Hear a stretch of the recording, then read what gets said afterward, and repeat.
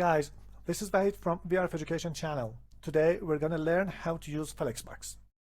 Flexbox is a CSS layout mechanism, and I'll talk about it in detail shortly. Layout techniques such as Flexbox is a way that we specify how elements should be placed on the screen. As you may know, there are lots of ways to lay out a web page, and in reality you should use a combination of these techniques to have a good look and feel and also responsive pages. One of those layouts technique is Flexbox that is widely used. Alongside with that, there is a grid layout mechanism in CSS that used for more complicated layouts, and I'll talk about it in another session. Flexbox used in many areas, and especially if you watch some HTML dashboard tutorials, you will notice that different parts of the page layouted using Flexbox.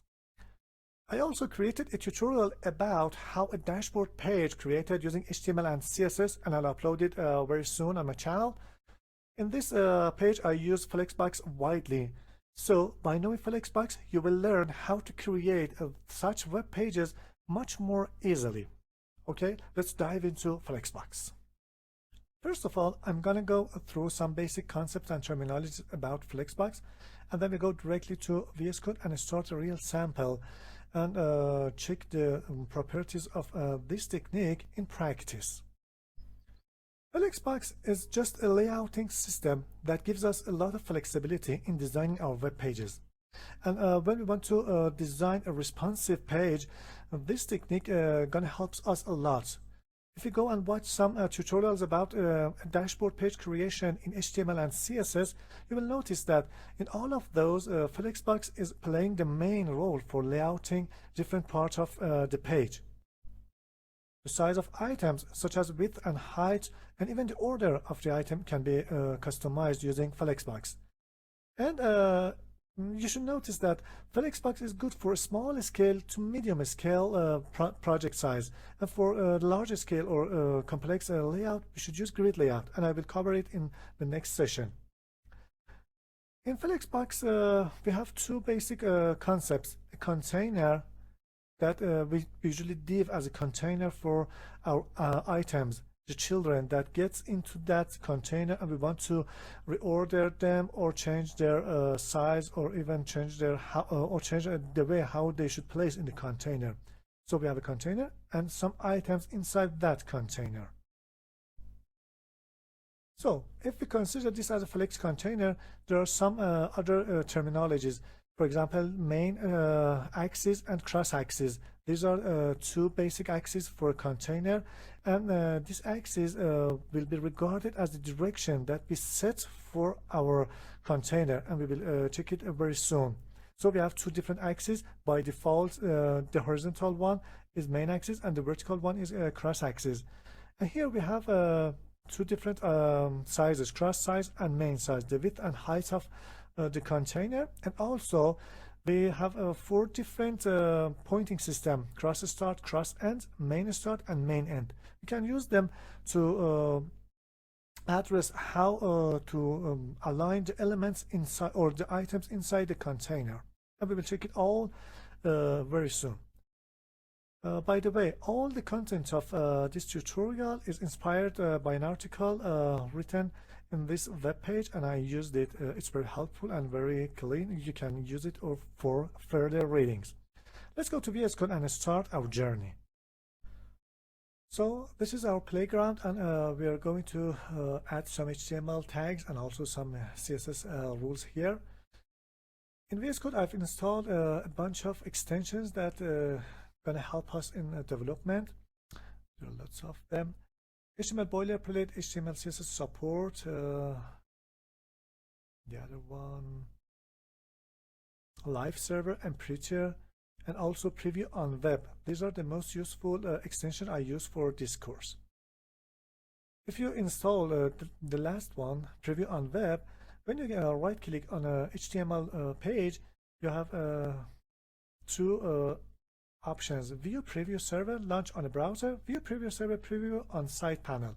I chose this one, and we will see the result of our HTML and CSS changes during development here. And when it's necessary, I open Chrome browser in order to watch them in a real browser. I use mainly div as the container and also as flex items during this tutorial, but you can use any HTML elements that you want. For example, unordered list, ULLI, even p tags, and any other if you are comfortable with. So first of all, I need a div with the class of container. So I just put container, and then if I press enter, a div element create with the class of container. This is just because of those HTML snippets that I've installed in the extension parts. So this is my container, and I want to add 8 different items in this container. I call them flex items. So you can use this, for example, div.flexitems, flex-items. It will create a div element with the class of flex item, or even if I said p, this will create a p tag for me. P tag, but I just want to use div elements. Okay, and when you want to use div, you can omit div, just press dot flex items, flex item. Oh, that's okay, let's copy it 8 times. This is 1, 2, 3, 4, 5, 6, 7, 8. 1, 2, 3, 4, 5, 6, 7, 8. Now let's add these 2 classes to our style.css file. If we want to consider an element as a flexbox container, we should change the display of that specific element to flex. So here I just wanted to declare that container class and display property to flex or inline flex. I use flex here. Now you can see the div elements converted to a flex container, and all the inner elements displayed side by side here. Now let's declare the flex item class and make some visualize changes in div. First of all, I need to change the background to, for example, somehow red tomato. Width and height with 100 pixel, height 100 pixel, padding 5 pixel, also margin 5 pixel, and then change the color to white. That's white. Let's change the font size also. Font size to 12. This is not working because it's not flex item. Oh, this is flex item, and here let's text a line to center. So as you can see, items, and then that's the line height also to 100 pixel in order to center the text inside the div. Now, as you can see, some items get out of the viewport because our screen is small for such number of inner elements. If I grow the preview pan, as you can see, all the items are now viewable, and their size are computed based on the size of their parents. And if I shrink it again, their size computed again according to the parent size. And if not enough space for all the items, some of them gets out of the screen. This is the default behavior of Flexbox, and we have a container here with that class. First property that I want to change in our container is flex direction. We can change the direction of the elements. The default one is a row order. We start from here and just align all items side by side from left to right. We have 4 different values. The default is row, and I want to change it. So flex direction, I want to change it to row reverse, this one. Using row reverse, we align items in reverse order. Look, 1 gets to the end and 8 placed at the start of the container. The other one is column order. Column.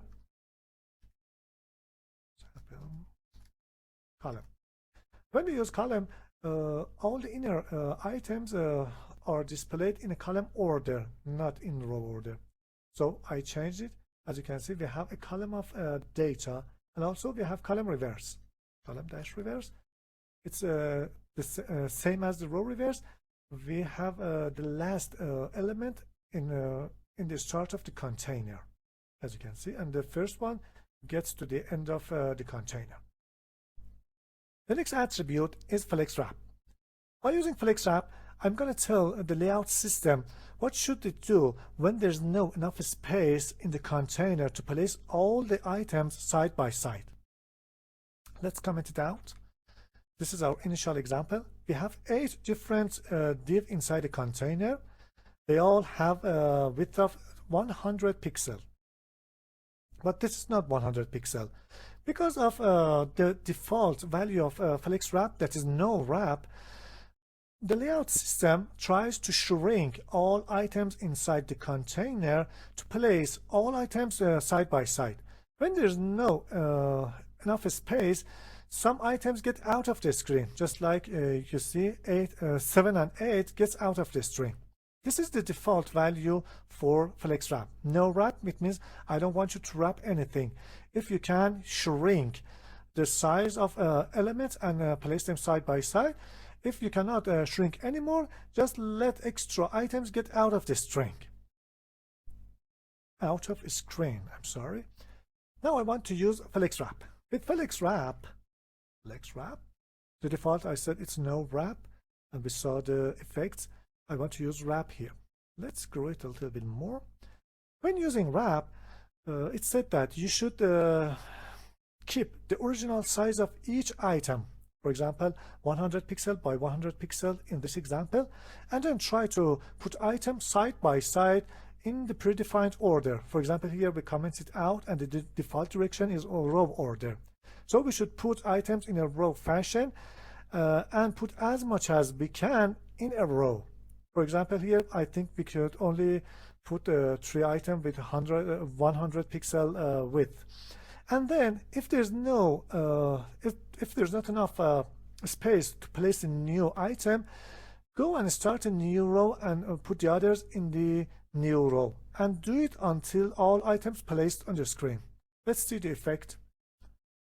Here we have a size only to place 2 inner items in one row. As you can see, we have an extra space here, but it's not enough to place 3 in this row. If I grow it a little bit more, as you can see, 3 comes up, and we have a new row with 4, 5, 6, and also 7 and 8 goes to a new row. This is the mechanism that wrap work for us. And we have another option here, wrap reverse. Wrap reverse is somehow different from column reverse or row reverse. Here we are not going to change the order of items. We just change the order of column or rows. Using wrap reverse, first row go to the end, and the third row go to the first, comes to the first. If I save it, look, the order of elements not change, just the position of rows or even columns. I will check it for you very soon. It's changed. Okay. Now let's get this back. We want to align items in column fashion and change it to wrap. Because there's no height specified for the container, all items stacked on each other, and there's no restriction in the height. I will set a height for container to, for example, 540 pixel. Now we know that this height cannot be adequate for all items. If I save the items, here we have 2 columns, 1, 2, 3, 4, and this space is not enough for placing 5. So we start a new column and add 5, 6, 7, and 8 to the second column. If I change it, for example, to 240 pixel, now we can see 1, 2, 3, 4, 5, 6, 7, and 8. 7 and 8 gets out of the screen because there's no enough space. Even if I choose wrap, we cannot show them, so they get out of the screen. Now if I use wrap reverse here, wrap reverse, what's happened?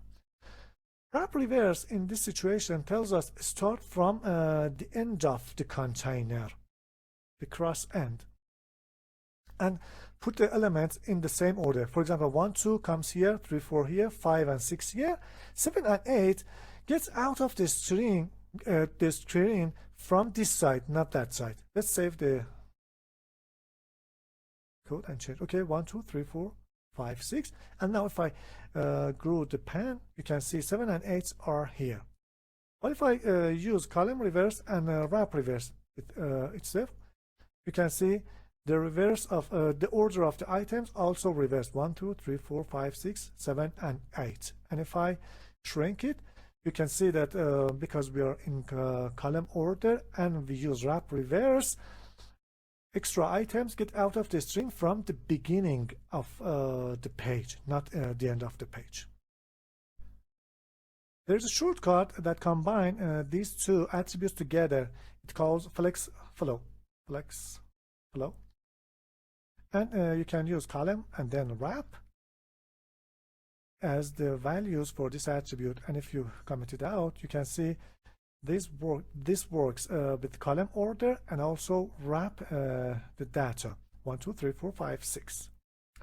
The next item that is very useful is justify content.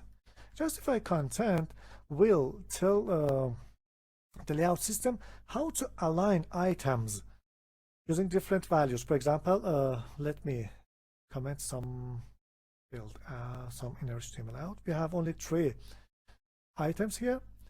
Now, imagine that you have a container and want to justify their content. It means that where to start and end the element. The default one is flex start or start.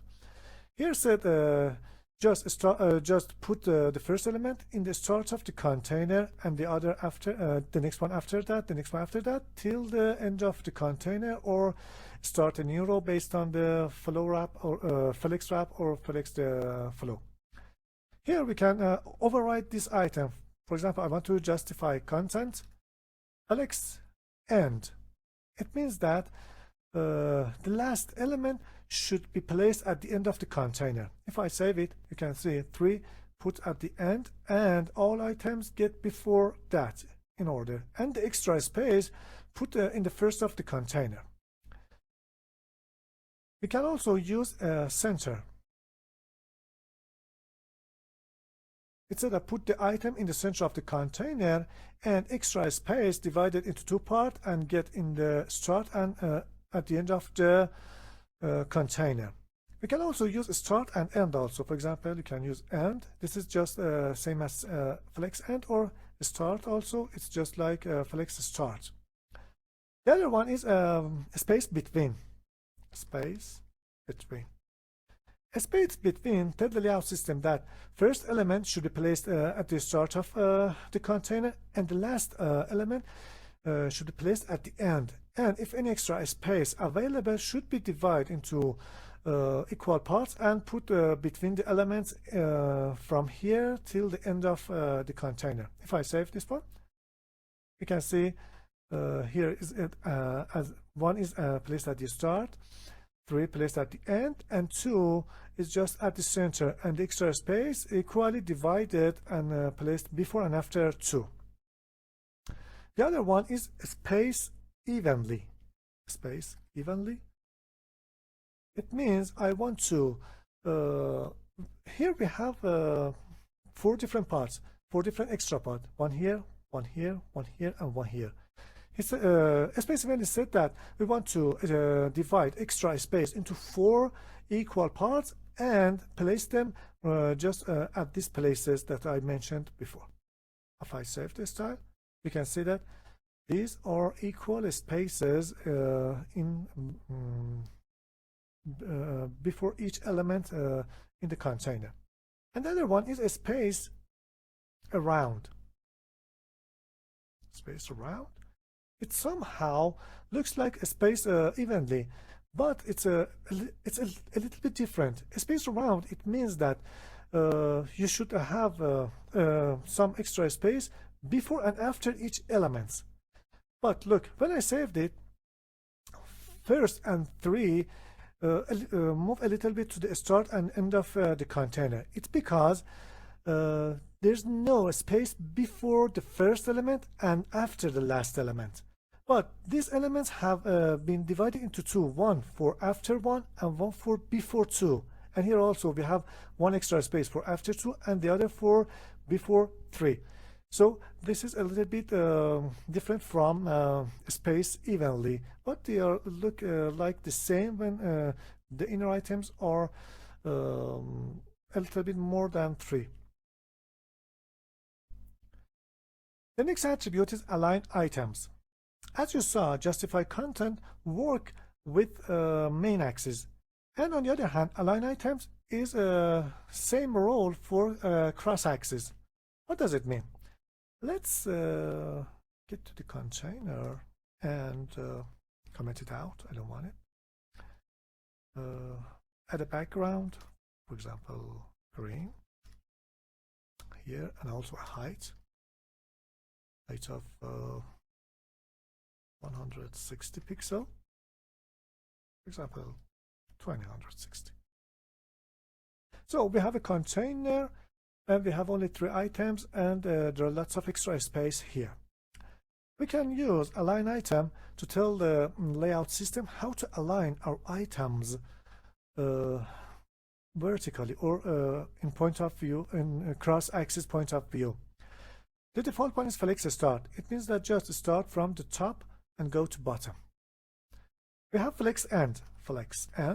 It said that the bottom of each item should be adapted to the bottom of the container. So if I saved it, you can see the bottom are aligned, and we lay out the items from the bottom to the top.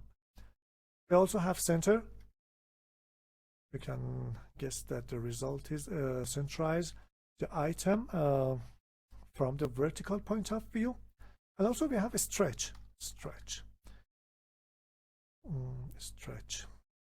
This is going to stretch each item to occupy all the space designated for that item. Stretch not work. Why? Maybe it's not supported.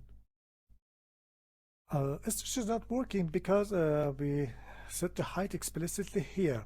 If we removed it, you can see it stretch and gets along all the vertical space available for this item, and also this item and this item.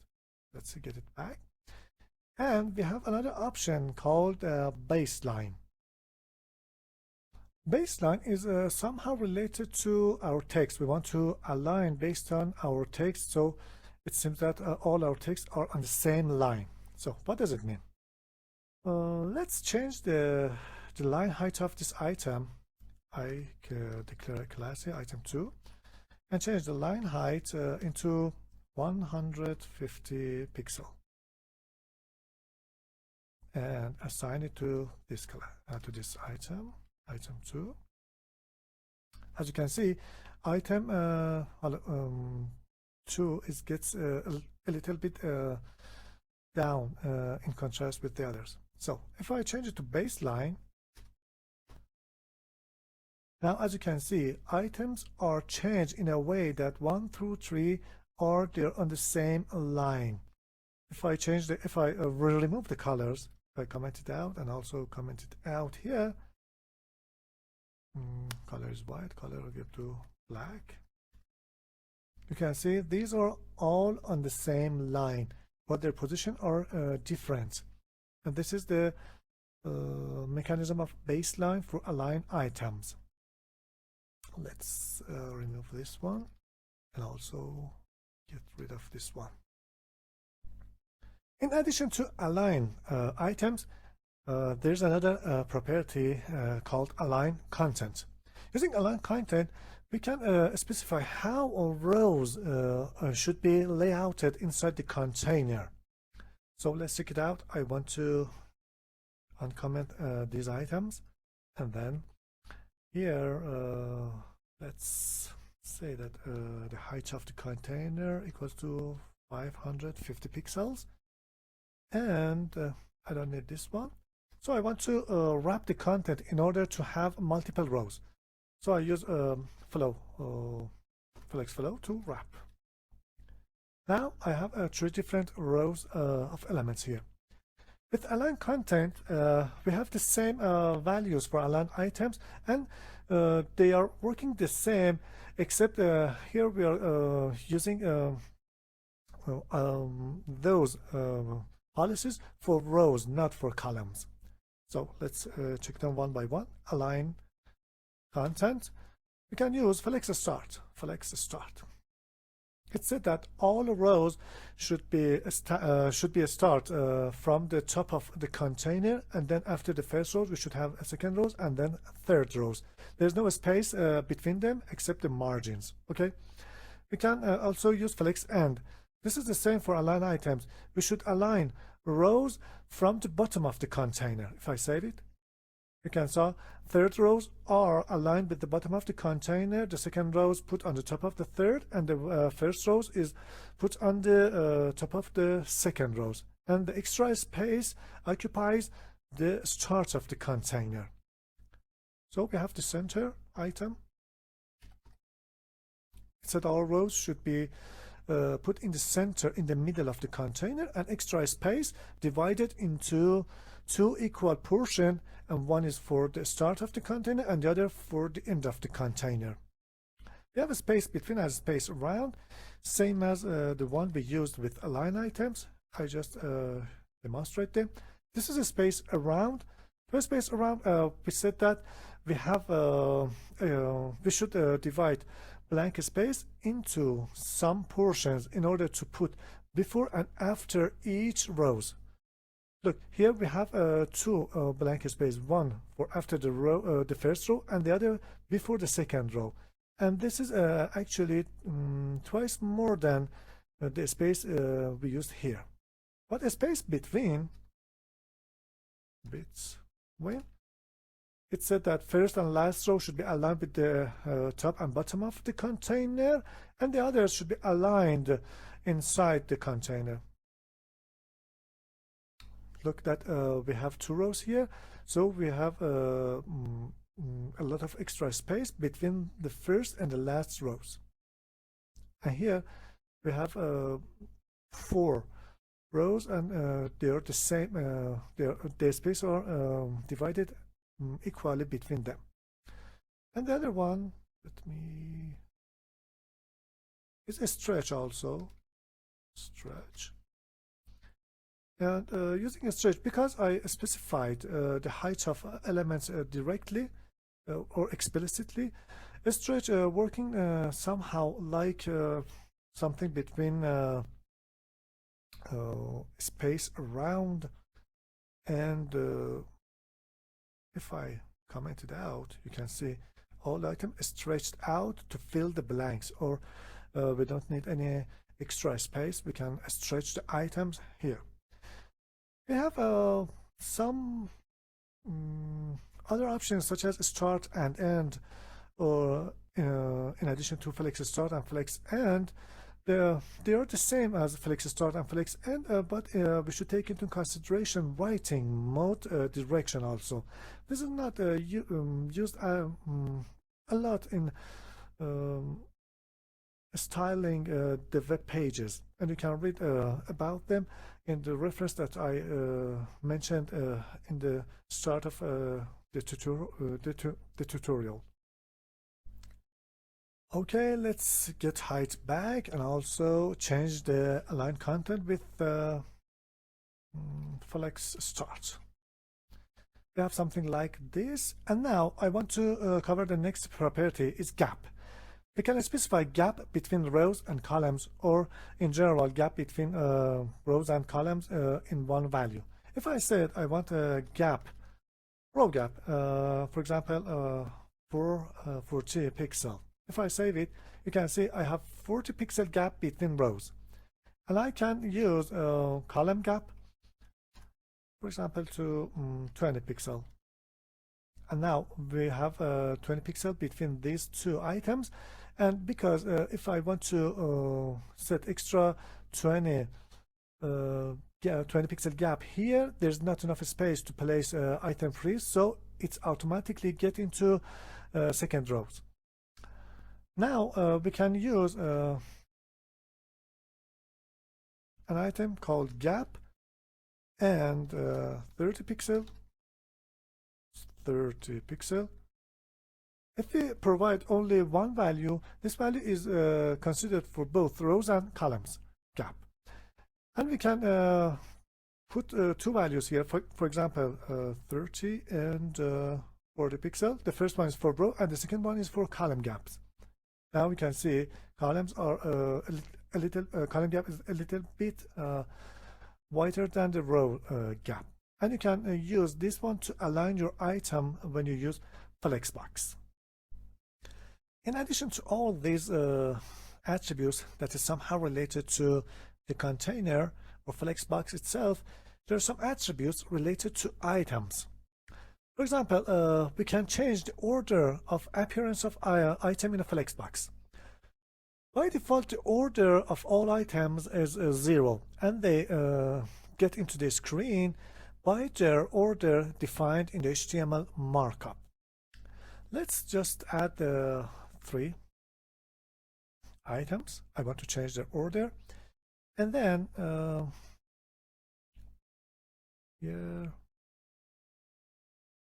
get rid of this one and also this one.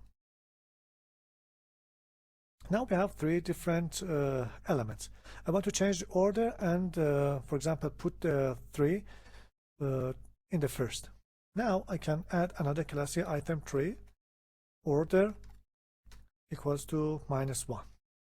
Now if I apply or add this class to the div with the text of 3 and save, you can see that 3 is get in front at first, and then 1 and then 2, because these both have order of 0. They just appear in the order that we mentioned in the markup for them.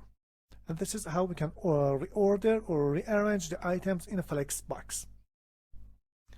The next attribute is FlexGrow. Using FlexGrow, we tell the layout system how to calculate a space for an individual item. By default, all items have FlexGrow of 0, and we can change it. Let's check it in practice. I'm getting here. First, I change the gap. And now you can see we have 3 items with the equal width and height. And if I change and grow the preview pan, nothing happened. They have the same size. So what if I come here and change the FlexGrow of the third element or element with the text of third to, for example, something non-zero.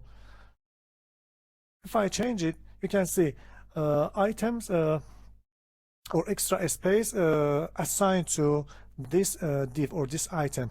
If I try to grow the pan, as you can see, all the extra space dedicated to this one, and this is the behavior when all items have the FlexGrow of 0 and just one of them has another value, some non-zero values. Let's do something more interesting.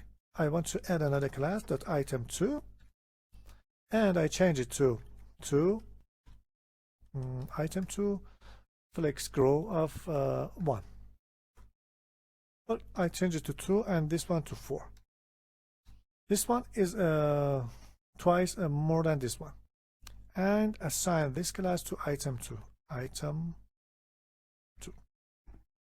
So as you can see, for the first div we have a fixed width. It's around 100 pixel. But for these two, when I try to grow the area, as you can see, the size of this one is twice more than this one. This is because the FlexGrow I set here.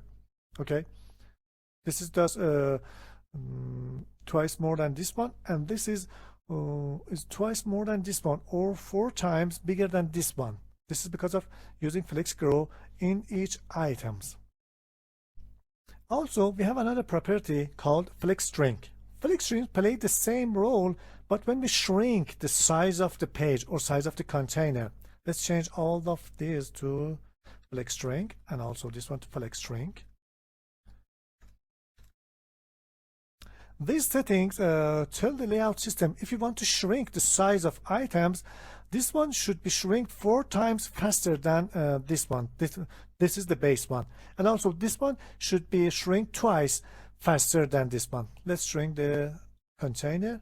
Now when a space, when there's no extra space, as you can see, item 3 is shrink much faster than those two, and also item 2 shrink faster than item 1. And now item 1 has 4 times bigger than item 3 and twice bigger than item 2. This is the role of shrink and grow. They are somehow complementary for grow and shrink of the container size. The next attribute I'm going to check is flex basis.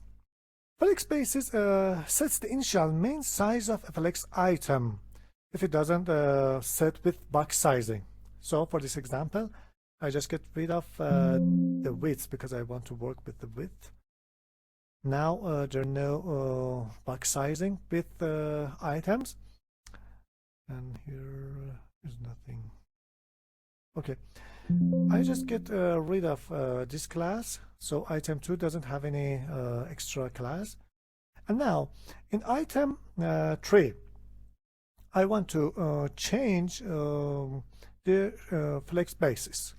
In flex basis, I can use 3 different type of data. One is auto keyboard, the other one is 0, and the last one is some positive number. Some positive number explicitly specify the width of the item. For example, I said I want 200 pixel for item 3. As you can see, it occupies. If I grow the preview pane, it occupies 200 pixels, and if I shrink it, it shrinks. It shrinks accordingly to the space that container has, and any extra space is available assigned to this div. What if I change it to 0? 0 says that you should occupy as much as a space to show the content of the item. I set it to 0, and now this just is the same as the other because they all have one letter or one digit. Let's change it here to another text called sample. Save it. As you can see, this div occupies enough space to show sample. If I copy it and paste it one more time, what's happened? It's obvious. But what if I shrink the container? Now, as you can see, because I need enough space to show this text, these 2 items get out of the screen. Now get out of the screen, fill this one. And if I paste it for the 3rd time, as you can see, this item grows and a part of it gets out of the screen. So this is obvious because I use 0 for flex basis. What if I use auto here? And get it back. Nothing special. Or even I use 200 pixel.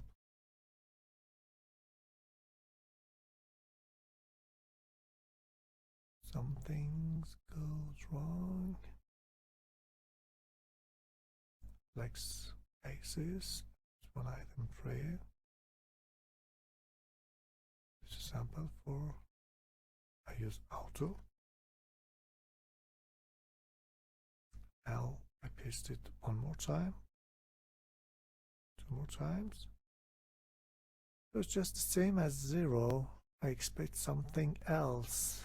I check it if something strange happens. I will tell you when I edit the videos. Okay, let's go to the next one. Next one is called align self. We saw that we have align items and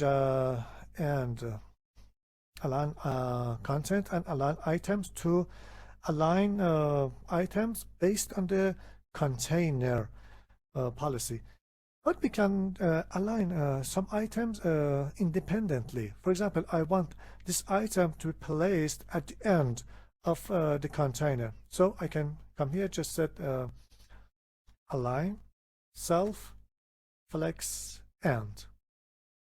Now, as you can see, this item stick to the bottom of the container, and these two, as before, stick to the start of the container. And also I can change it. For example, get rid of shrink and set item 2 align self to center. Now this one is placed at the center, this one stick to the end, and this one placed at the start of the container. So using this property you can align each item individually. And I forgot, we have a property named flex, just like flex flow that combines these two together. Flex combines flex group, flex string, and flex basis together. And as you know, it is recommended to use shortened property instead of using multiple property. So flex itself, let's change this to item 2 again, get rid of align self, get rid of this one also. When we use flex, we can provide 3 different values. The first one is for flex group, the second one for flex string, and the third one is for flex basis. The default values are, if you want to set 0, 1, out. This is the default values. If you just change, for example, if you just provide one value, for example 5, it is assigned to flex grow, and the others flex basis set to 0%, and also flex string set to 1 if you just provide one element. But you can also provide 3 different values. For example, for this one I can set let this one to be 300 pixel, flex basis set to 300 pixels, and if I shrink and let's change the value to 3 also, as you can see, we dedicate 300 pixel width for this item because I set it in the third parameter here. And this is all about Flexbox techniques in CSS. I hope you enjoy it, and I try to do my best in this video.